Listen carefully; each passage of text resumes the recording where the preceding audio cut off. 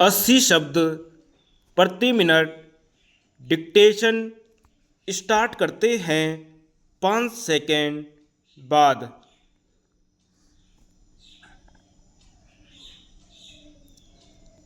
अध्यक्ष महोदय, ताज्जुब तो यह है कि अंग्रेजी का विरोध करने वाले इंग्लैंड में डॉक्टर, वकील, बुद्धिजीवी और ऐसे लोग थे जिनका फ्रेंच और लैटिन के साथ एक निहित स्वार्थ जुड़ा हुआ था।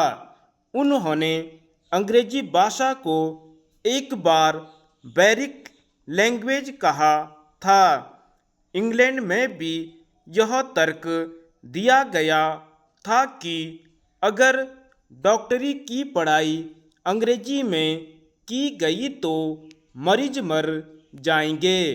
अंग्रेजी इस योग्य नहीं है कि वह कानून की और शिक्षा की माध्यम बन सके, लेकिन इंग्लैंड की जनता ने अंग्रेजी को लाने का स्वाभिमान पूर्ण निर्णय लिया और आज अंग्रेजी को इतना विकसित कर दिया है कि हम उस अंग्रेजी के मोह में पड़ गए हैं।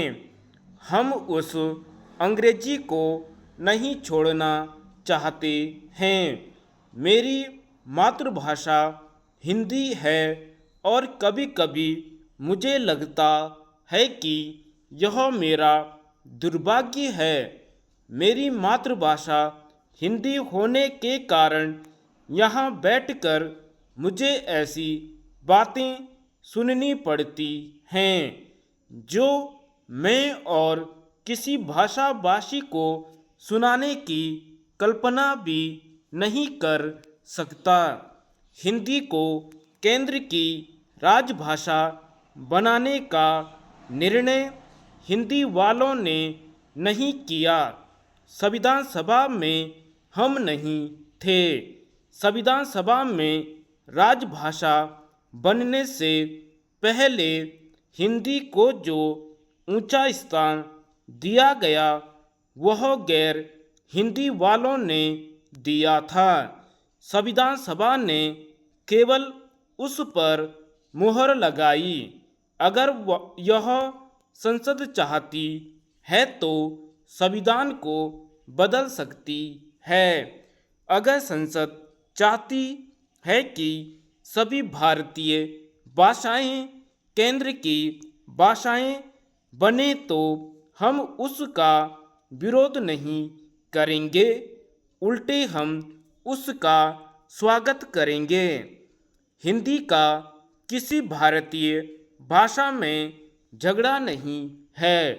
हिंदी सभी भारतीय भाषाओं को विकसित देखना चाहती है, लेकिन यह निर्णय संविधान सभा का है कि हिंदी केंद्र की भाषा बने।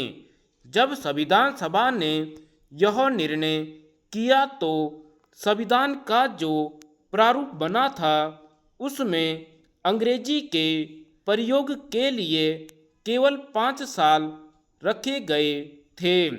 बाद में अहिंदी भाषी लोगों की कठिनाइयों को ध्यान में रखकर 5 साल की अवधि बढ़ाकर 15 साल की गई।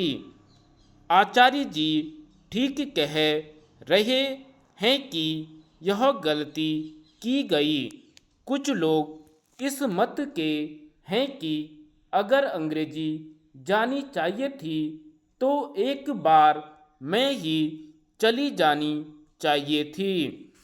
अंग्रेजी को धीरे धीरे हटाना मुश्किल है, यह वास्तविकता है। धन्यवाद।